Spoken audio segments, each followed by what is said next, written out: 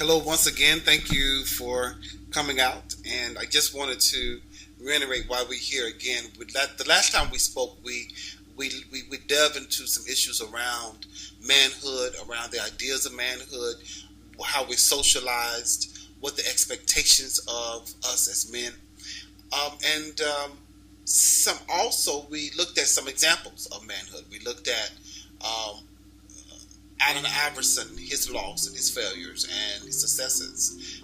We looked at the props. We looked at ways in which men use certain props, certain things to motivate us, to speak to us, to identify with as men.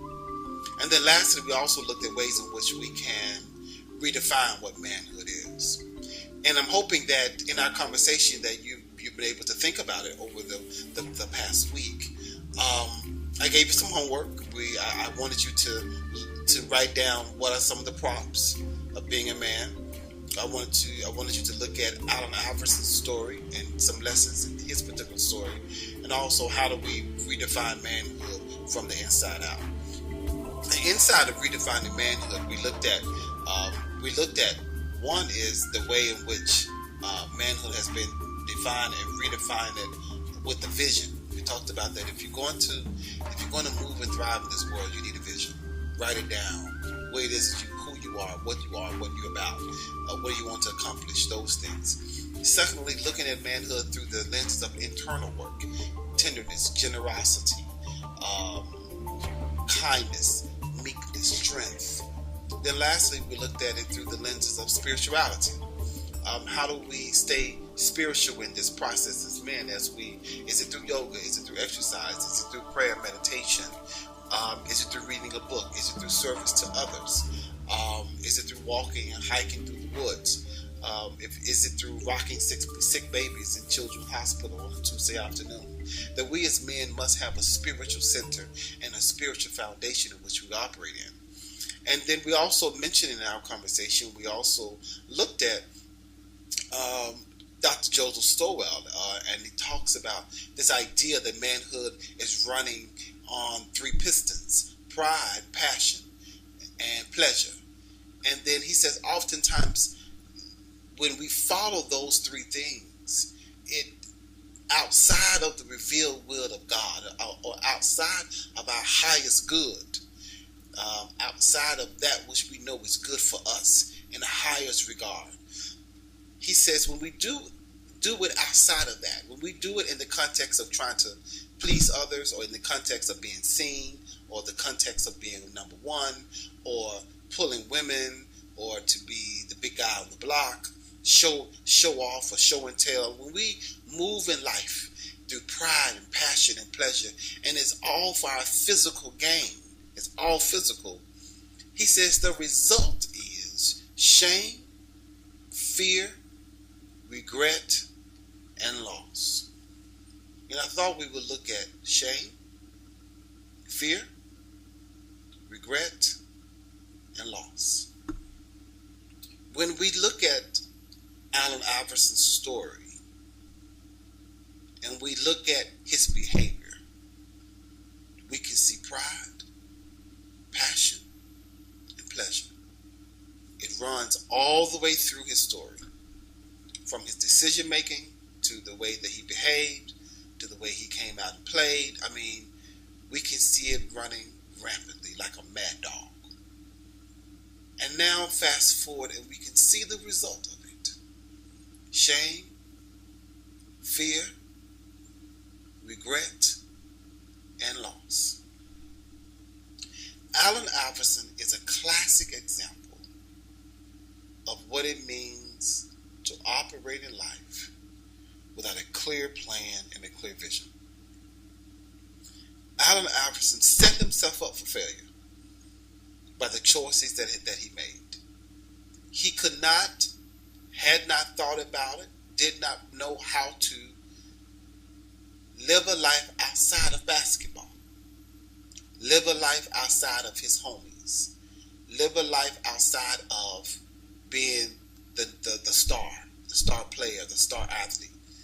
Number one, Allen Iverson had a problem, and he couldn't fix it. There was a hole, there was a leak, and he couldn't manage to fix it. And if you do not deal with your pain, Iyanla Vanzant says it leaves a stain on your life, and we can see it publicly. See, the reason we can look at Allen Iverson and see the stain, because he's a public figure. But the truth be told, most of us have stains. We just don't live a public life. And the stain shows up in all kinds of ways. Stain shows up in feeling inadequate. It shows up in drugs, in alcohol, illicit sex, emotionally unattached, making business decisions out of greed, out of desperation. All of these things are stains, and they manifest themselves shame, fear, regret, and loss. So today I want you to think about areas in your life as it relates to shame, fear, regret, and loss. And oftentimes we as men do not talk about how we're impacted in the areas of feeling inadequate. Men feel inadequate in the areas of sexual, in the areas of success, and in the areas of provisions. When we are not able to be successful, when we're not able to perform sexually, when we're not able to provide for those who we have made a promise that we would, there's a level of inadequacy that takes shape and form. And the inadequacy end up turning into anger, frustration. And underneath the anger is the love and the hurt. And so most men walk around angry, but we know they're hurt, because underneath the anger is the hurt. And that they're frustrated because now they can no longer attain the props, the cars, the cash, the creature comforts. And they don't know how to redefine themselves anymore, because all those things define them. And so they're just going every day. I got to get the car back. I got to get the house back. I got to get the woman back. I got to do this. I need my swag back. All of it is physical. And so when all of those things have been taken away, we sink, or we slip into an area of despair, and an area of discomfort. And so we don't know how to feel it. So we compensate it through sex, through games, through eating, through calling our women our mamas. So they got to play the role of mama, when that's not their role. Their role is to be our partners and our wives, and friends, not our mamas.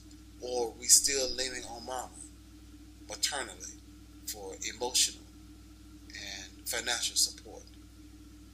It shows up. And so today I want us to look at ways in which these things are showing up in your life. So as we go over the homework, then I want you also to reconsider the results. That I want you to look at shame, fear, regret, and loss.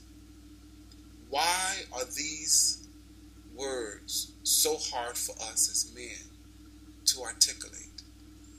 We as men have not had the privilege of having access to language, our true feelings. And the only emotion that we have been afforded is the emotion of anger. And people are very comfortable with men being angry. They're very uncomfortable with men who are vulnerable. Very uncomfortable with the man who says, I'm hurt. Very uncomfortable with the man who says, I'm afraid. Matter of fact, men don't even say those things. Your average man wouldn't even confess that that what's really driving them in certain areas are these things. So let's take a moment. Let's think about areas in your life where there's shame, and be honest. Area in your lives that are where there's regret, loss, and fear. And let's see how all of this is connected to the way that we have been using our props: cash, clothes, commodities, creature comforts, all physical, material gains. How do we connect the dots between shame and loss? How do we connect the dots between fear and regret? How do we connect the dots between all these major components and look how they're connected with how we have been socialized?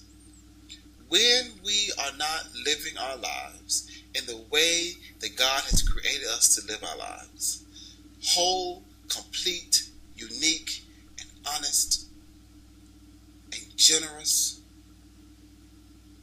we fall back into this pattern of shame and fear. All of it is there. And so you can stop it today. You can stop the bleeding. That's what I want to say to you on today. Today, this lesson is stopping the bleeding. But in order for us to stop the bleeding, we got to get to the root cause of the bleeding. But my goal is to help you stop the bleeding. Stop staining your life and your lives with pain and suffering and regret. That today, you can stop the pain. Today, you can stop the bleeding. Today, you can stop worry. Today, you can stop living in fear. Today, you can stop living in regret. Today, you can stop. You can stop living someone else's dream. You can stop playing out the role that someone else has written for you. You can write your own role, your own play. You can be your own main character in your life. Today, you can stop the bleeding.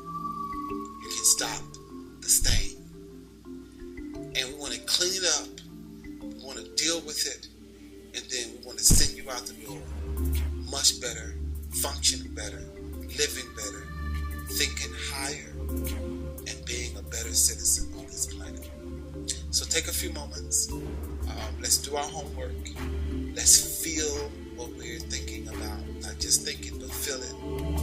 And then let's regroup. Let's talk about this. And let's come up with some concrete solutions so we can be better citizens on this planet.